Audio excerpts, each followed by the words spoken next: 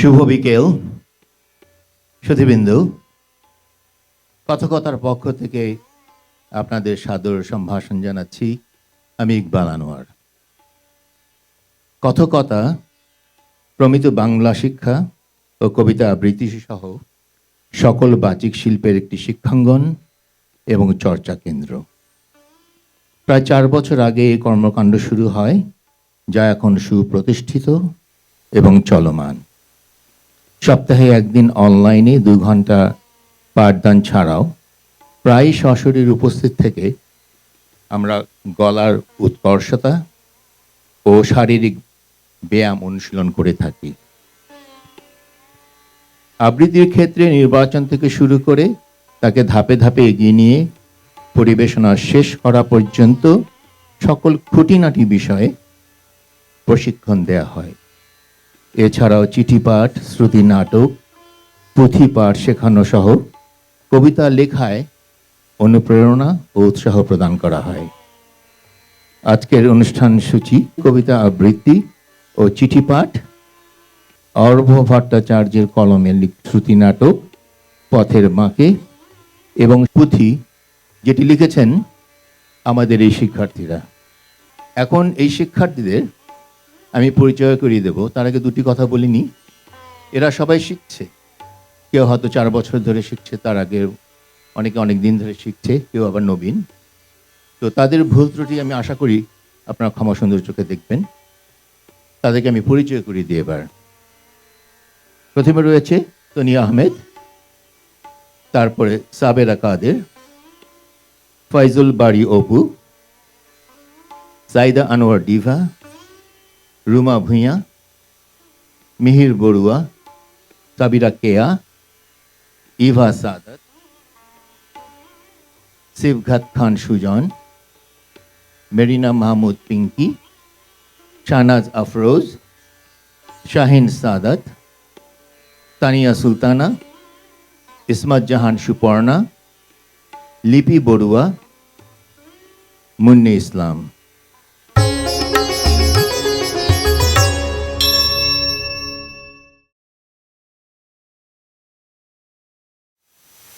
কল্যাণী আসু, তোমার পত্র পেয়েছি সেদিন নববর্ষার নবঘন সিক্ত প্রভাতে। মেঘমেদুর গগনে সেদিন অশান্ত ধারায় বাড়ি ঝরছিল।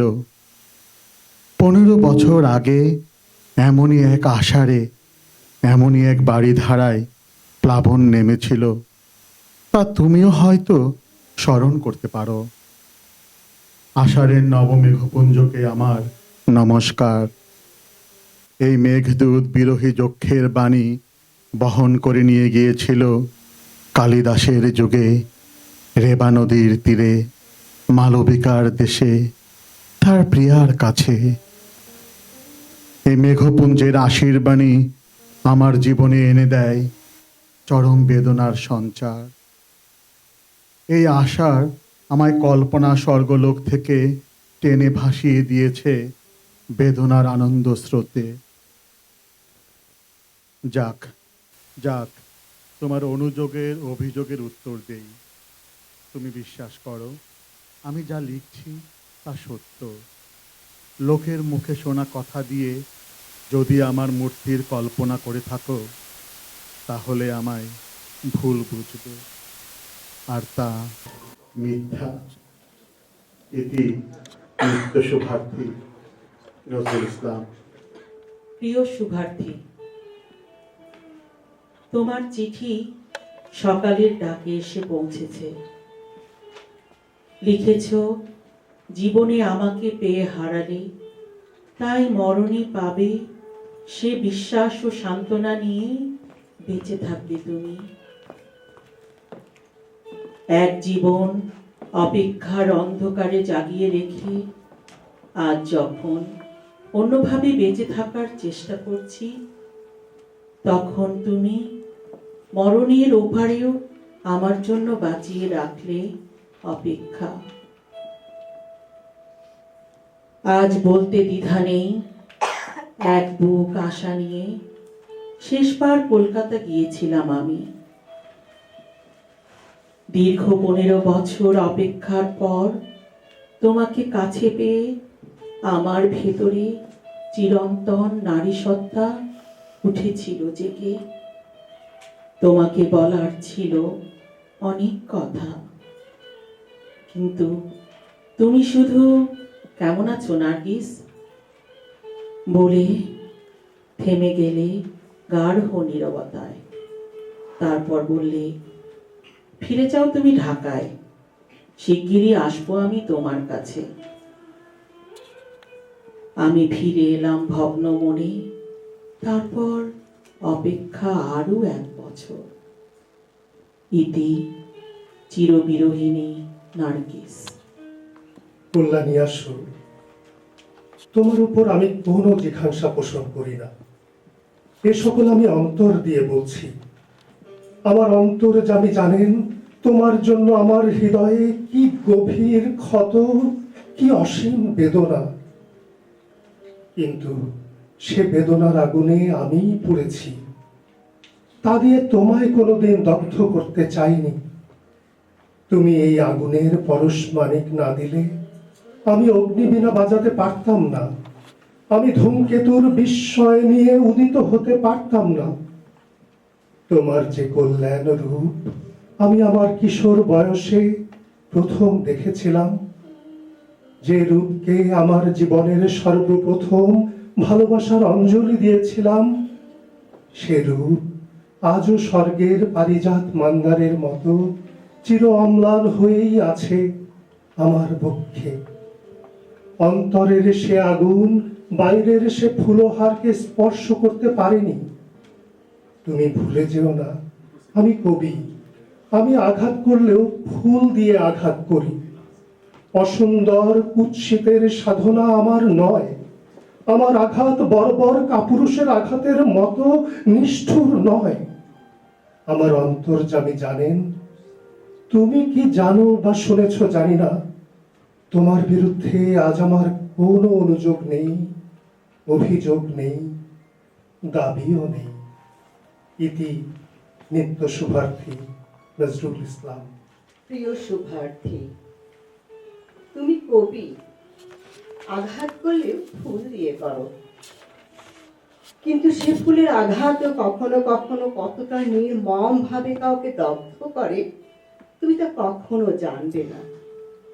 যে বেদনার আগুনে এতকাল আমি পড়েছি, শত তপস্যা দিয়ে তাকে আমি ফুল রূপে আর ফোটাতে পারবো না। তুমি হয়তো লেখার জন্য লিখেছিলে, যে বেদনার আগুনে আমি লেখা পুড়েছি তা দিয়ে তোমায় কোনোদিন দগ্ধ করতে চাইনি।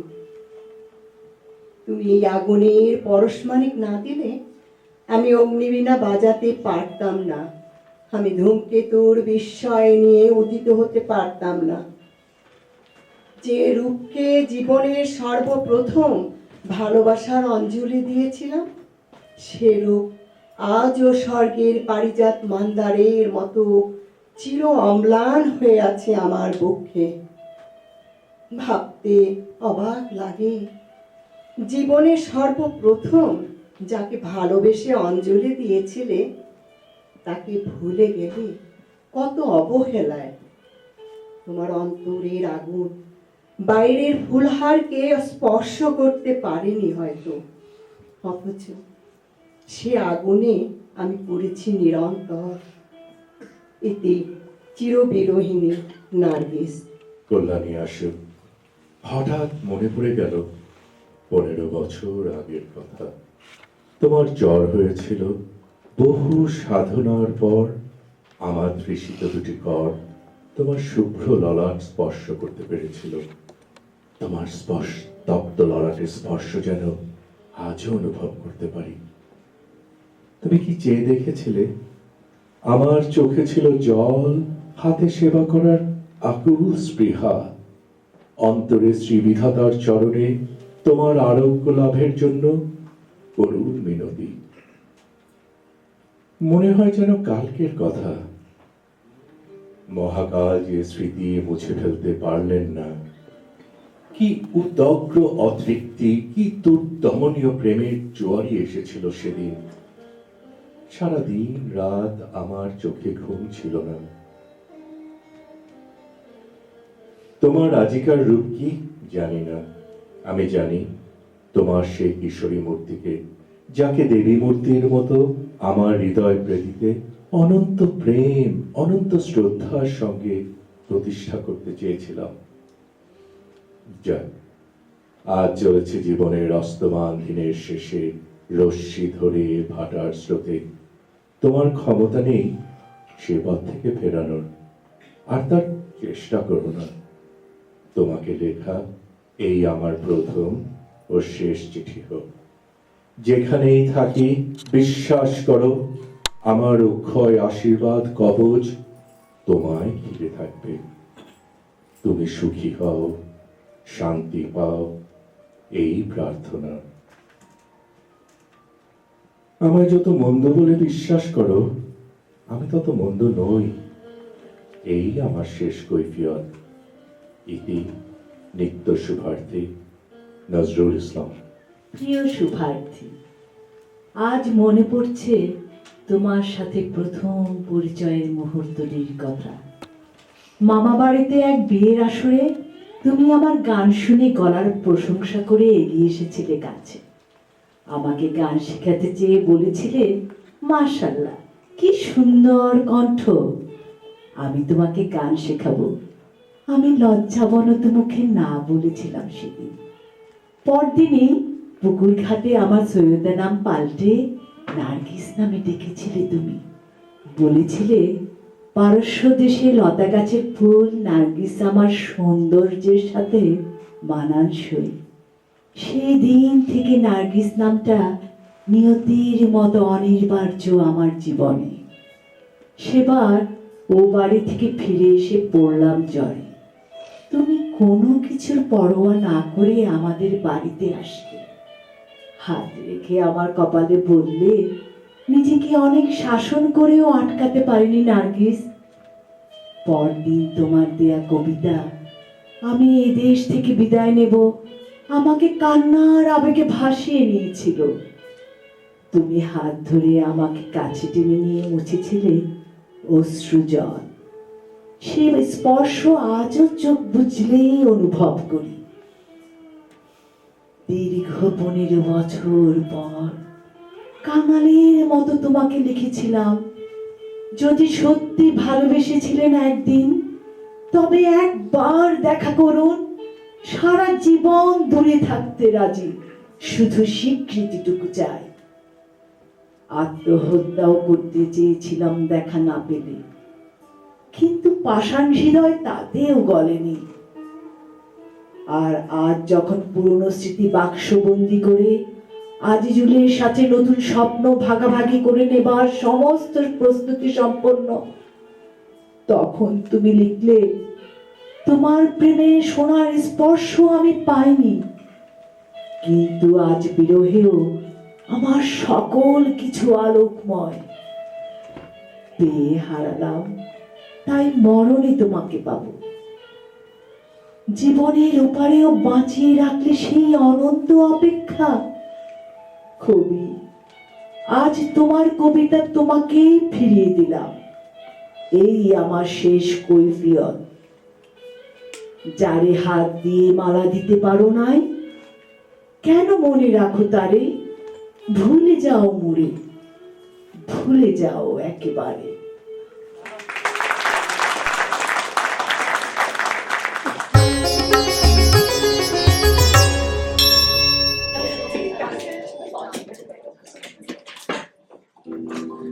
এই যে শুনছেন, আমাকে বলছেন? আপনি ছাড়া তো কাউকে দেখছি না এখানে। দেখা বিষয়টা আপেক্ষিক। কাকে দেখছেন, কি দেখছেন, কেন দেখছেন, তার উপরে দেখার সংজ্ঞাটা কিন্তু পাল্টে যায়। যাই হোক, বলুন। আমি এই শহরে একদম নতুন, ঘুরতে বেরিয়েছিলাম, তারপর পথ হারিয়ে ফেলেছি। আপনি কি বলতে পারেন এই পথটা কোথায় গেছে? আমরা সবাই হারিয়েছি কোনো না কোনো পথের বাঁকে। আর রাস্তার কথা যদি বলেন, তাহলে প্রশ্নটা অনেক জটিল। আপনি কি সবার সাথে এমন হেয়ালি করে কথা বলেন, নাকি মেয়েদের দেখলে? মিথ্যে বলবো না, শাড়ি পরা সুন্দরী রমণীদের দেখলে আমার ভেতরের কোনো কবিতা বাইরে বেরিয়ে আসতেছে না। ভেতরে ছটফটে শব্দগুলো সুবোধ বালকের মতো লাইন দিয়ে সামনে দাঁড়ানো জীবন্ত কবিতাকে দেখতে থাকে। আচ্ছা, বুঝলাম আপনি তাহলে কবি। সেটাই ভাবছিলাম, কবি না হলে এভাবে ইনিয়ে বিনিয়ে অজানা অচেনা একজনের কেউ প্রশংসা করতে পারে না। প্রশংসা শব্দের মধ্যে একটা স্বার্থের ছায়া আছে। আপনার উপরে সেটা পড়ুক, সেটা চাই না। এবার কষ্ট করে বলবেন কি এই পথটা কোথায় গেছে? এই পথটা আপনাকে অনেক জায়গায় নিতে পারে, দিগন্তেও নিতে পারে, গন্তব্যেও নিতে পারে। আপনি কোথায় যেতে চান সেটা বলুন। আপনি লোকটা কিন্তু পাগল হলেও কথাগুলো বেশ লাগছে শুনতে। যদিও সুন্দর কথা সবসময় পথ দেখায় না, ভুলিয়েও দেয়। আপনি কোন দলের? পথ দেখান নাকি পথ ভোলান? আমি পথ চলার দলে। হারিয়ে যাওয়াটা আমার স্বভাব, আর খুঁজে না পাওয়াটা আমার নিয়তি। আমি কি এখন স্বভাবের দখলে নাকি নিয়তি? আপাতত এই মফস্বলে দুপুরে রোদে এই নির্জন রাস্তায় গোলকধারায় আটকে আছেন। আগে সেখান থেকে উদ্ধার হয়ে নিন। বলুন, কোথায় যাবেন?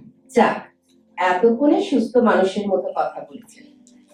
আপনি যদি দয়া করে আমাকে বাজারের রাস্তাটা চিনিয়ে দেন তাহলে কৃতার্থ হই। এরপর আমি একাই চিনে নিতে পারবো। এখনো তো আপনাকে চেনাই হলো না, অন্য কিছু চেনাবো কিভাবে? আমার সাথে দু এক পা পথ চলতে আপত্তি না থাকলে আপনাকে কিছু দূর এগিয়ে দিতে পারি। আপনাকে ক্ষতিকারক মনে হচ্ছে না, যাওয়া চলে। দুপুর রোদে একজন ভদ্র মহিলার সাথে পাশাপাশি হেঁটে যাওয়া বেশ রোমান্টিক। আবার শুরু করলেন? চলুন এগিয়ে যাই। নেমে যখন পড়েছি তখন পথটাকে চিনে নেওয়া কর্তব্য। কিভাবে হারালেন এই শহরে? চাকরির সুবাদে গত পরশু এসেছি, উঠেছি অফিসের কোয়ার্টারে। আজকে বেরিয়েছিলাম শহরটা দেখতে, বের হয়ে এই বিপত্তি। এই বিপত্তিতেই কিন্তু আমার আপত্তি নেই। রোজ রোজ তো আর এই সৌভাগ্য হয় না। আপনার কথা কিছু বলুন। আচ্ছা দাঁড়ান দাঁড়ান, আপনার মতো করে বলি। নেমেছি যখন তখন পথটাকে চিনে নেওয়া কর্তব্য, কি বলেন?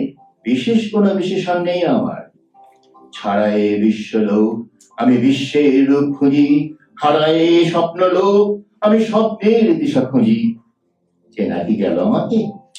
তোমায় চেনার ইচ্ছে নিয়ে পথের শেষে যাই, শেষে গিয়ে আবার আমি গোলক ধাঁধা পাই। কবিতা টবিতা পড়েন বলে মনে হচ্ছে। কেন? সেটা কি শুধু আপনার সম্পত্তি? একদম না। আমি কবিতা জমিয়ে রেখে তাকে সম্পদ বানিয়ে ফেলি না, পেরেই দিয়ে দিই অন্যকে। তা না হলে কবিতা জমে গিয়ে ধুলো পড়ে।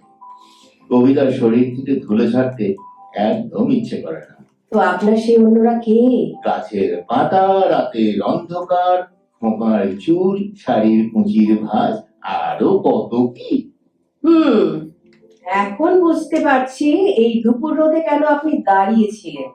কবিতা লিখছিলেন বুঝি? শুরু করেছিলাম জানেন, তারপর আপনাকে দেখে শব্দটা যে কোথায় গিয়ে লুকিয়ে পড়লো, কি করি বলুন তো? দুপুর রোদে বনের কোণে শব্দরাজ নিরুদ্দেশ, হাঁটছো তুমি, হাঁটছি আমি, থাকছে শুধু স্মৃতির রেশ। হাঁটতে হাঁটতে যতবারই দিচ্ছ হাত কুচির ভাঁজে, ঝড় উঠেছে কোথায় যেন, তাল কেটেছে বুকের খাঁজে। অনেক কাব্য করেছেন, খেয়াল আছে তো কোন পথে চলেছেন? এই পথেরই পথিক আমি, মরিচিকাতেই হারাই রোজ। আজ না হয় তোমার সাথেই চলুক সেই পথের খোঁজ। আমরা পৌঁছে গেছি আপনার গন্তব্যে। বাঁদিকের পথে হাঁটলে আপনি পৌঁছে যাবেন আপনার বাসস্থানে, আর ডান দিকে পথে চাইলে আবার হারিয়ে যেতে পারেন। আপনি কোন পথে যাবেন? গন্তব্য আমার লক্ষ্য নয়, সে কথা আগেই বলেছি। তাই হারিয়ে যাওয়ার পথই আমার নিয়তি। আবার দেখা হবে? হ্যাঁ, অবশ্যই। আবার যেদিন আপনি হারিয়ে যাবেন আমাকে পথের বাঁকেই পাবেন। বারবার হারানোর ইচ্ছে নেই যে, কিন্তু আপনার সাথে দেখা করার জন্য তো হারাতেই হবে দেখছি। ভালো বলেছেন, অসুবিধে নেই, আমি খুঁজে নেব। এবার বিদায়। আপনার পথ অপেক্ষা করছে আপনার জন্য। দেখা হবে, একেবারে হারিয়ে যাবেন না কিন্তু। দেখা হবে, কোনো এক পথের বাঁকে।